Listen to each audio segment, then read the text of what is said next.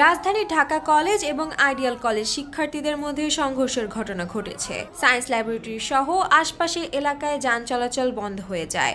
আজ মঙ্গলবার বেলা 2:30টার দিকে এ সংঘর্ষ শুরু হয়। এতে শিক্ষার্থী ও সাংবাদিক সহ বেশ কয়েকজন আহত হয়েছে বলে জানা গেছে। ঢাকা কলেজের শিক্ষার্থীরা আইডিয়াল কলেজে গিয়ে ভাঙচুর চালায়।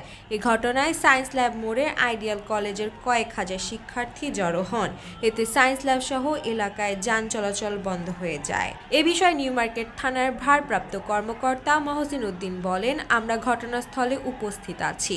পরিস্থিতি এখনো স্বাভাবিক হয়নি। কী কারণে দুই কলেজের শিক্ষার্থীদের মধ্যে সংঘর্ষের ঘটনা ঘটেছে তা আমরা জানার চেষ্টা করছি।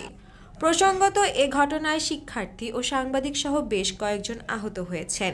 আহতদের মধ্যে রয়েছে ইংরেজি দৈনিক ঢাকা ট্রিবিউনের সংবাদকর্মী ফারদিন আলম। মঙ্গলবার দুপুর 1:45টার দিকে এ সংঘর্ষের ঘটনা ঘটে।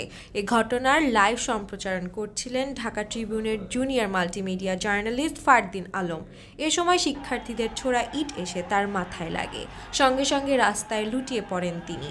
সহকর্মী ও পথচারী তাকে দ্রুত উদ্ধার করে ঢাকা মেডিকেল কলেজ হাসপাতালে নিয়ে যান।